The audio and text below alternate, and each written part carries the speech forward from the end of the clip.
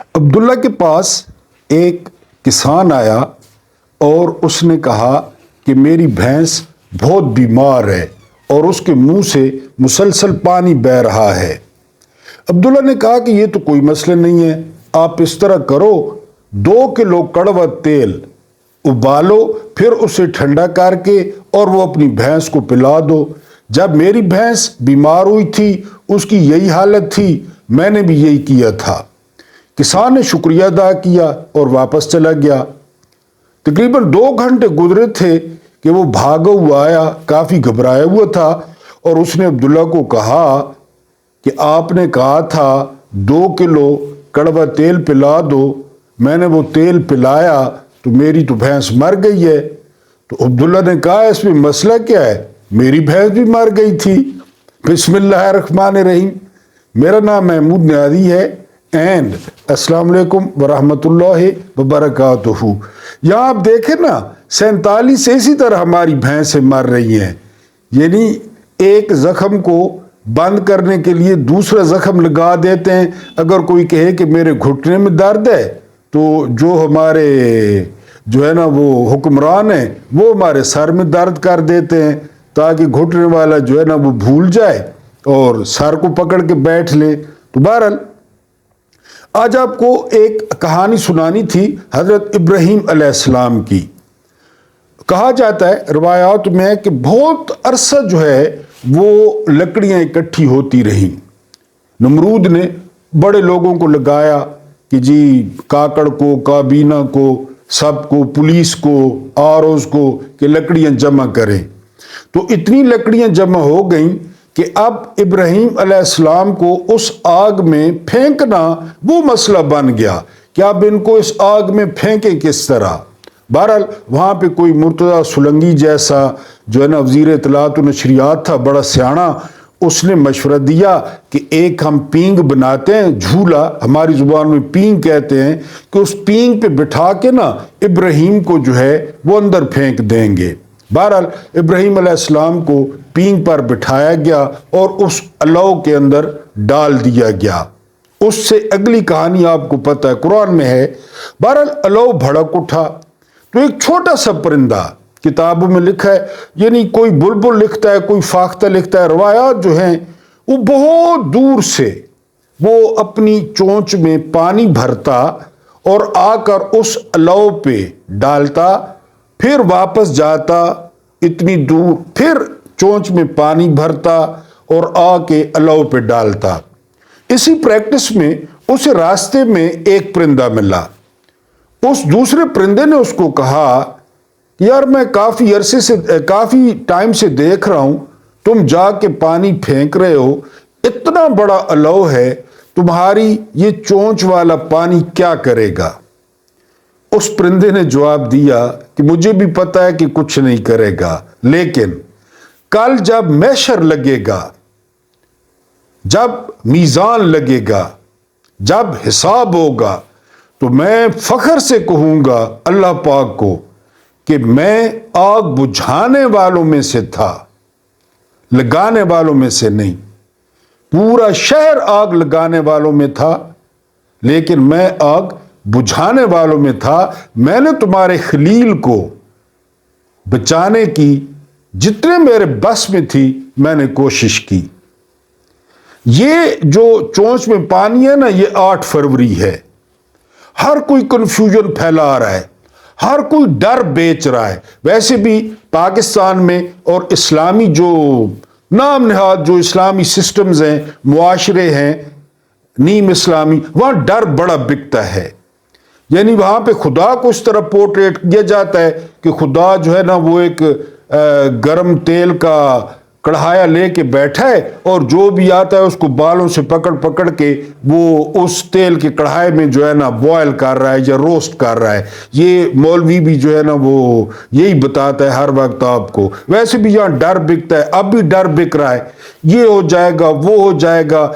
وہ اس قطرے سے بچانے کے لیے وہ جو قطرہ آپ نے 8 فروری کو وہ صندوقڑیوں میں ڈالنا ہے، آپ نے آگ بجھانے والوں میں اپنا نام لکھانا ہے آپ نے آگ لگانے والوں میں اپنا نام نہیں لکھانا، آپ نے بے گناہ لوگوں کو گرفتار کرنے والوں میں اپنا نام نہیں لکھانا، آپ نے عورتوں کے سروں سے دوپٹے چھیننے والوں کے یا ان کے حامیوں کے حق میں وہ آپ نے پانی کا قطرہ نہیں ڈالنا،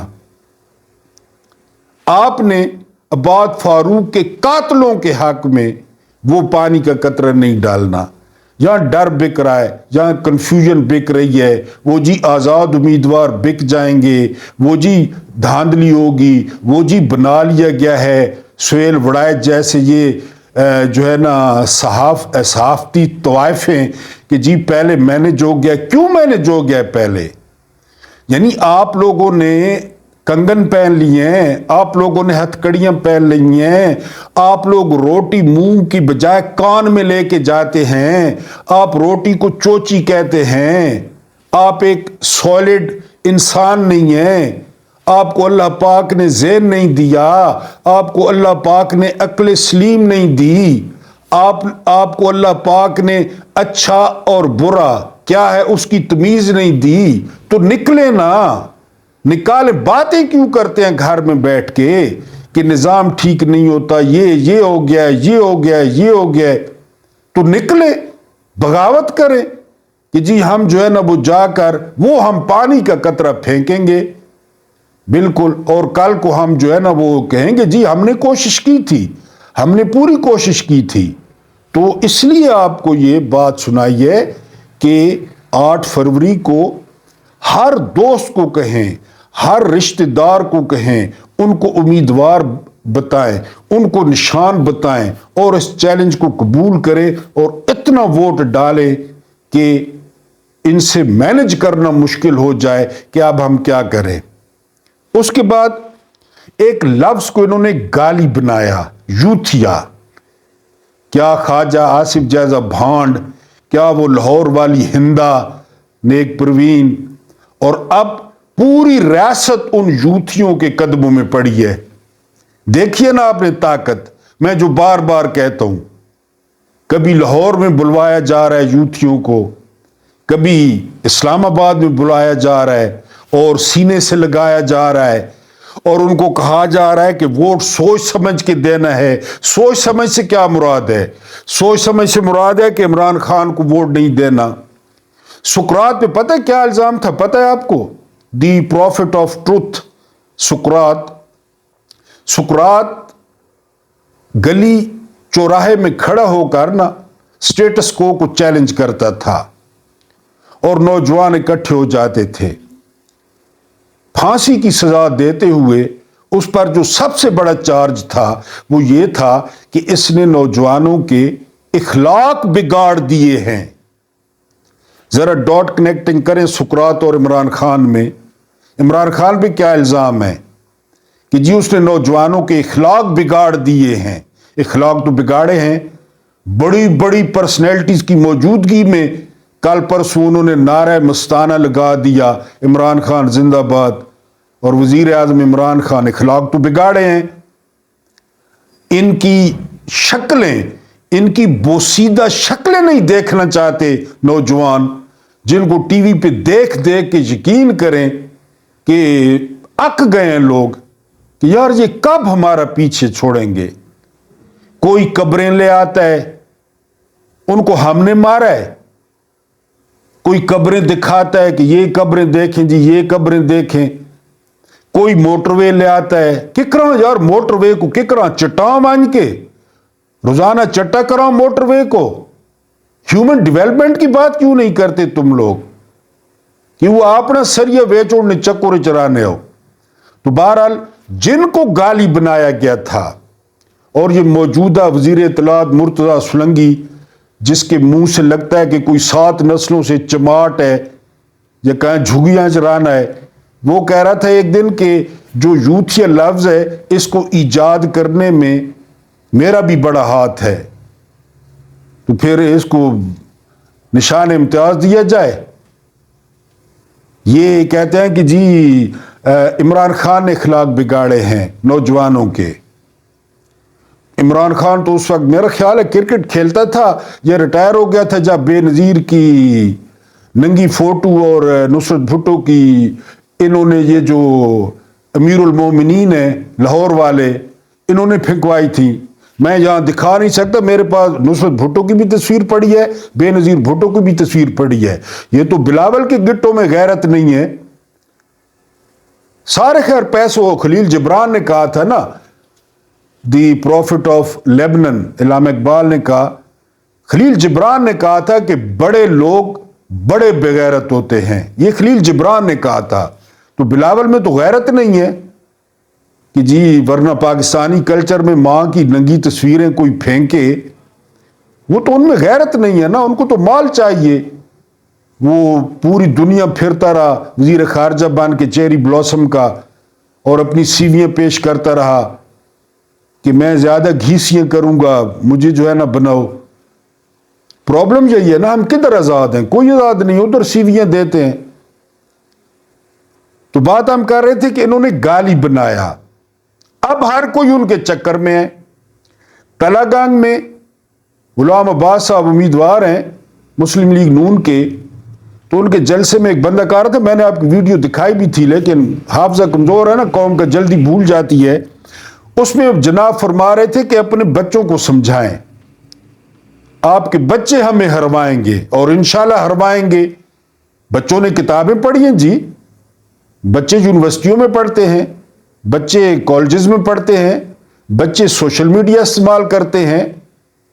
وہ 2023 کی اور 2024 کی یزیدیت اپنی آنکھوں سے دیکھ رہے ہیں, بربریت دیکھ رہے ہیں. انہوں نے یزید کو نہیں دیکھا لیکن محسن نقوی کو دیکھا ہے. انہوں نے شمر کو نہیں دیکھا لیکن کاکڑ کو دیکھا ہے. انہوں نے ہرملہ کو نہیں دیکھا لیکن رانا ثناءاللہ کو دیکھا ہے. انہوں نے عمر بن سعد کو نہیں دیکھا لیکن خواجہ آصف کو دیکھا ہے. انہوں نے ہندا کو نہیں دیکھا لیکن مریم نواز کو دیکھا ہے. تو انہوں نے کتابیں پڑھی ہیں, وہ تم لوگوں کی شکلوں پہ تھوکنا نہیں چاہتے. تو بہرحال جو گالی بنائے گئے تھے اب ان کے پیروں تلے جو ہے نا وہ لیٹے ہوئے ہیں. کبھی ان کو کیا انسینٹو دیتے ہیں, کبھی کیا انسینٹو دیتے ہیں, چل چل کے ان کے دروں پہ جا رہے ہیں. یہ ہے طاقت. یہی کہہ رہا ہوں, چونچ میں بھریں وہ پانی ابراہیم کو بچانے کے لیے. اور ہمیشہ کہا یہ استعارہ ہوتا ہے, کوئی مجھ پہ خدا نہ خواستہ مذہبی اس کا الزام نہیں لگا دینا, یہ استعارہ ہوتا ہے. ان کے کون برابری کر سکتا ہے؟ تو بھریں چونچوں میں پانی اور جا کر الٹے ڈبوں میں, پتہ چلے سٹیٹس کو. اور ایک غیبی امداد آئی ہے, انہوں نے وہ واللہ خیر الماکرین, بناؤ تم منصوبے, بھاگو تم, پھر ہم منصوبہ بنائیں گے. اب وہ منصوبہ آپ کو بتاؤں, انہوں نے الیکشن ڈیلے کیے. ان کو مردم شماری کا بڑا شوق تھا, ٹھیک ہے. مردم شماری میں کیا ہوا, 1.5 کروڑ ووٹر پہلی دفعہ ووٹ ڈالے گا. 1.5 کروڑ ووٹر. اب اور وہ 1.5 کروڑ ووٹر کس کو ووٹ ڈالے گا؟ اس میں سے چلیں کہہ لیں 50 لاکھ اپنے والدین کی وجہ سے یا کسی وجہ سے یہ ان بوسیدہ لاشوں کو, ان تابوتوں کو, یہ بدبو مارتی ممیوں کو, وہ مولوی, یہ نواز شریف, یہ چیری بلاسم, یہ ہندا, وہ لگڑ بلوچستان والے سردار. اب تو ٹی وی کی سکرینیں اور LED کی سکرینیں بھی تھک گئی ہیں ان کو دکھا دکھا کے کہ یار کیا ہمارے جو ہے نا وہ مقدر ہیں. دوسرے ملکوں کے ہر دفعہ اتنے زبردست سیاستدان دیکھتے ہیں, نئے نئے وزیر دیکھتے ہیں, یہ سارے گلے رانا ثناءاللہ سارے یعنی مقدر چے, عابد شیر علی سارے مقدر چے. کیوں؟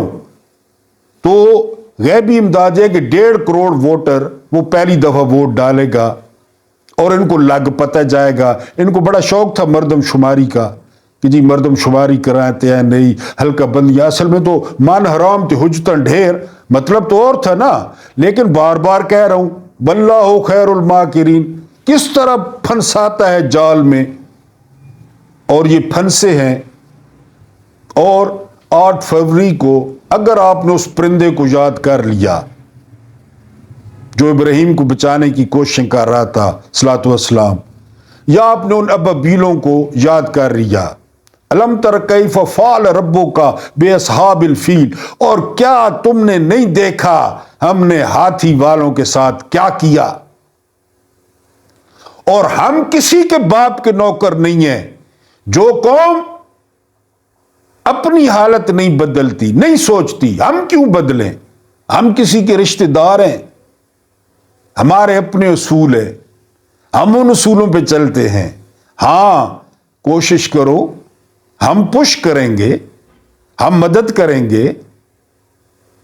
ہم نے تو بدر میں فرشتے اتار دیے، ہمارے لیے کیا مسئلہ ہے؟ کوشش تو کرو۔ تم لوگ ہاتھ پہ ہاتھ دھرے بیٹھے ہو تو بیٹھے رہو، قسمہ کو کھاؤ، ہمیں کیا؟ کوشش کرو، ہم بھی پش کریں گے۔